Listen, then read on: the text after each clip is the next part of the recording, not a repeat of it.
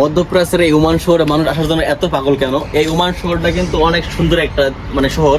আর এই শহরে যারা একবার থেকে গেছে বা ওমান সম্বন্ধে যারা জানে, তারা কিন্তু ওমানে আসার জন্য দীর্ঘ প্রতীক্ষা এবং অনেক আকাঙ্ক্ষা নিয়ে এবং অনেক আশ্বাস নিয়ে কিন্তু এখন কিন্তু বারবার কমেন্ট করেন, বারবার জানার চেষ্টা করেন যে ওমান শহর কবে খুলবে, আবার কবে ওমানে যাবো, আবার কবে ওমানে কাজ করবো।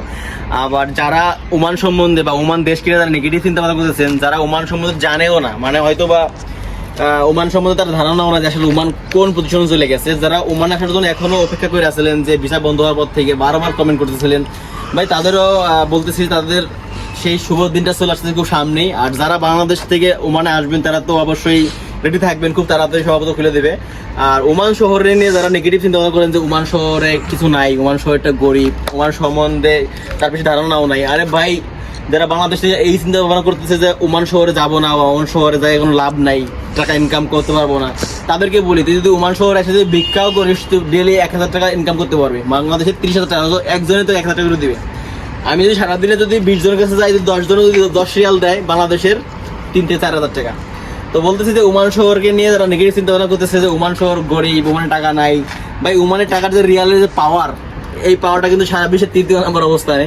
তো আমরা কিন্তু ওমানে দীর্ঘদিন ধরে আছি, যারা আমরা ওমান প্রবাসী যারা আছি, অনেক দিন ধরে ওমানে আছি, তারা কিন্তু জানি আমরা কিন্তু চাইলে কিন্তু এই ওমান থেকে কিন্তু ইউরোপের অনেক দেশে যেতে পারি, ইটালি বলি, অস্ট্রেলিয়া বলি, আমেরিকা, যে কোনো জায়গায় যেতে পারবি ওমানের কার্ড দিয়ে। কিন্তু ওমানের কার্ডে পাওয়ার আমরা কেন যেতেছি না? কারণ আমরা ওমানের এমন ভেবে পড়ছি, ওমানের রিয়াল ভেবে পড়ছি, যাওয়ার কোনো সুযোগই নেই। আর যারা বলতেছিলেন যে ওমানে গেলে টাকা কম বা কাজ পাওয়া যায় না, ভাই সেই দিন চলে গেছে। আগে প্রচুর পরিমাণ মানুষ ছিল, আবার কাজ তারা পাইছে যারা কাজ পারে। আর আপনি কোনো কাজ পারেন না, কোনো কিছু যোগ্যতা নাই, আপনি ওমানে এসে বেশি একটা পাইছে এসে চলে এলাম, ট্যাং করে চলে আসলাম, তাহলে হইব? আপনি কাজ পাবেন না। যারা যোগ্যতা সে অবশ্যই কাজ পায়।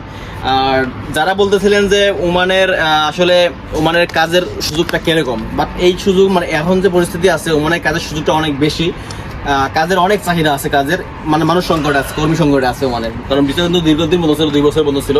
আর সেই বিশেষ যে বন্ধুরা ছিল, তার যে দিনগুলা সবাই আর কি যারা মিস করছিলেন যে ওমান আবার যাবো, আবার কবে ভিসা খুলবে, তাদের কিন্তু বেশি দিন নাই, খুব শীঘ্রই খুলতেছে। আর বাংলাদেশ থেকে যারা ওমান দেশকে যারা কম জানে, তারা কিন্তু চিন্তা করে যে আমি যাবো ইউরোপে, ইটালি যাবো, অনেক টাকা লস করে, 40 লাখ 30 লাখ টাকা লস করে তারা কিন্তু জীবনটা ঝুঁকিতে ফেলা দেয়।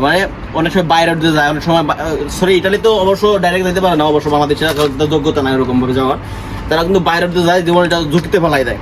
তো তাদেরকে বলি, ভাই তুই ওমান শহরে আয়, ওমান শহরে এসে যদি তুই ভিক্ষাও করিস, তুই মাসে 1 লাখ টাকা ইনকাম করতে পারবি, চোখ বুঝা।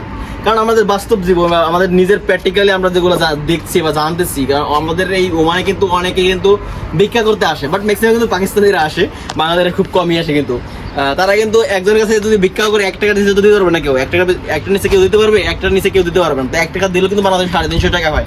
তো সারাদিনে যদি 20 জনের কাছে যায়, 10 দিন দিলেও তো 4,500 টাকা ইনকাম করা যায়। তো ভিক্ষা করা কিন্তু ভালো কাজ না। তারপরে এক্সাম্পল বলতেছি যে বিদেশে যারা ওমানে নেগেটিভ চিন্তা ভাবনা করেন যে ওমানে কি আছে, তারা অবশ্য ওমান জানেই না। বাট যারা ওমানে ছিল আগে, ওমানে যারা কাজ করছে বা আমরা যারা আছি, তারা কিন্তু ওমান সাইডে যাওয়ার কোনো স্বপ্ন চিন্তা করি না। কারণ ওমান হচ্ছে সারা একটা এশিয়ার ভিতর সেরা একটা দেশ এবং অন্যতম শান্তিপূর্ণ একটা দেশ। তো ওমানে আসার জন্য যারা রেডি অপেক্ষা করছিলেন, যে তারা রেডি হয়ে যান, ওমানের বিষয় খুব শীঘ্রই খুলবে এবং ওমানে ভালো একটা কাজে আবার শ্রম বাজার আবার চালু হবে।